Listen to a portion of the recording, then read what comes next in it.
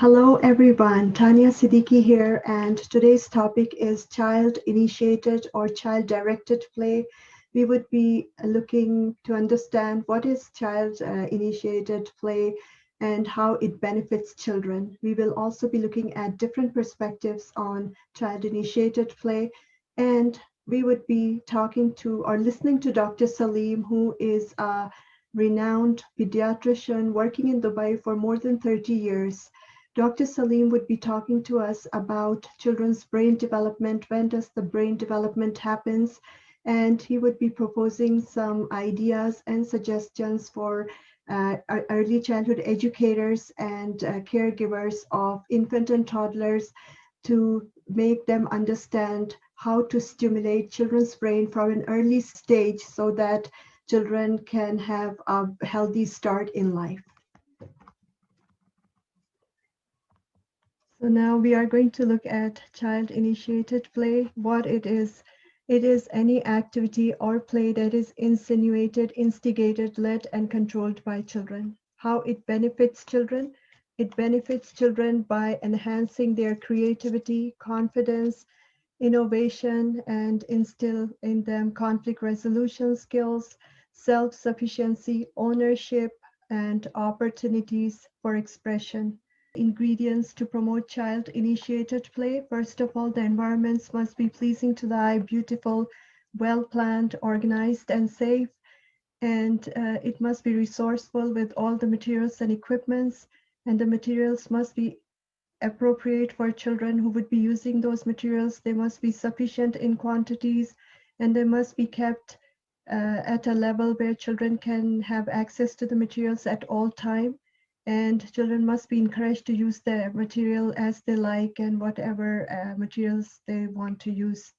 Also, the materials and equipments provided are sturdy, clean, neat, age and developmentally appropriate, and they must be modified and adapted to meet all children's needs, and they must be kept in such a way that quiet areas and active areas do not interfere with each other.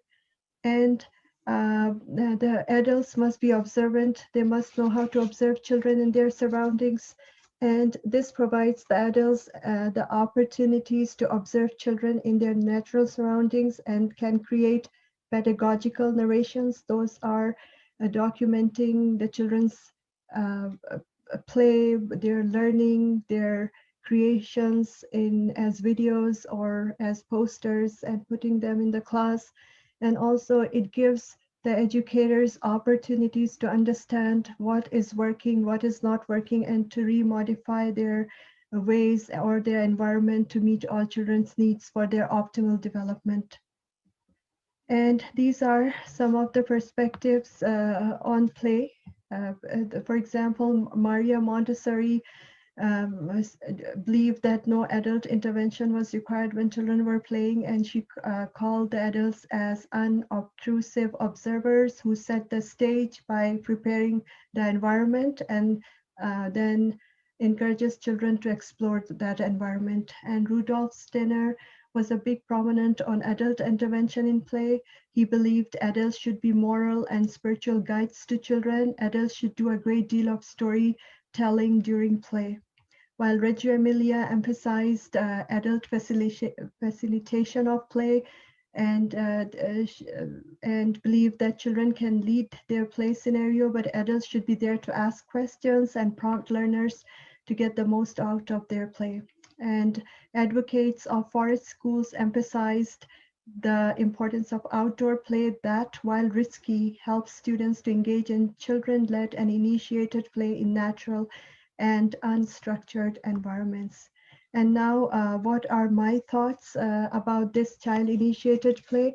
As an educator with extensive experience working with children, I believe that there should be a balance of how much to direct children and when to allow them to be on their own. Although I understand that child-initiated play helps children to develop their creativity and imagination, but I also believe that it lacks direction and structure, and can interfere with children remaining focused in an activity for a longer periods of time.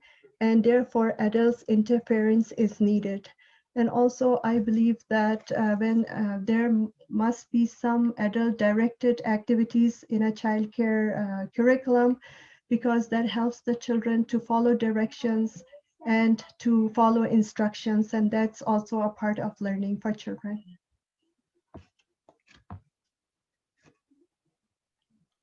And now I'm very excited to welcome Dr. Saleem, who would be talking to us from Dubai, and he would be sharing his knowledge with us about when the children's brain development begins and what factors influence children's brain development. And he would be suggesting some ideas for caregivers and early childhood educators on how to stimulate children's brain and to keep the brains healthy for children's optimal development. Hi, I am Dr. Saleem. I am working in Aster Saleem Polyclinic in Dubai. I have an experience of more than 30 years in medical field. Today, I would like to talk to you regarding the development of brain in kids. We will cover the topic in 3 to 4 questions.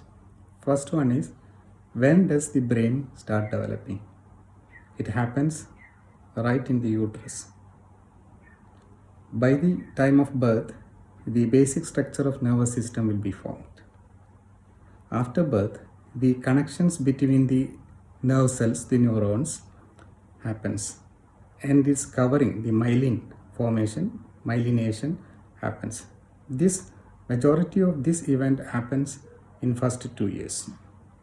Now let us see what are the different factors affecting the brain growth positively or negatively.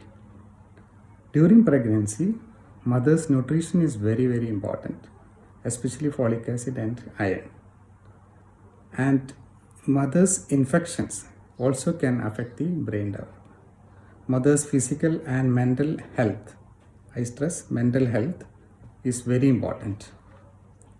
After birth, the main factors are the love and care. The bonding between mother and baby is very important. Simple things like touching, holding, cuddling, caressing, massaging, and the baby talk. Baby talks are very important stimuli for the stimulation and proper development of brain. The cry. Baby demands things by crying. It should be attended as early as possible.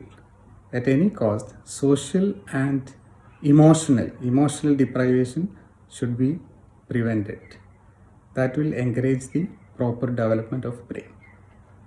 There are critical periods for learning different skills. If we miss that period, it will be very difficult to train them later.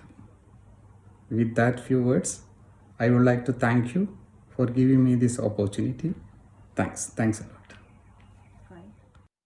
Thank you, Dr. Saleem, for the valuable information. It is very much appreciated.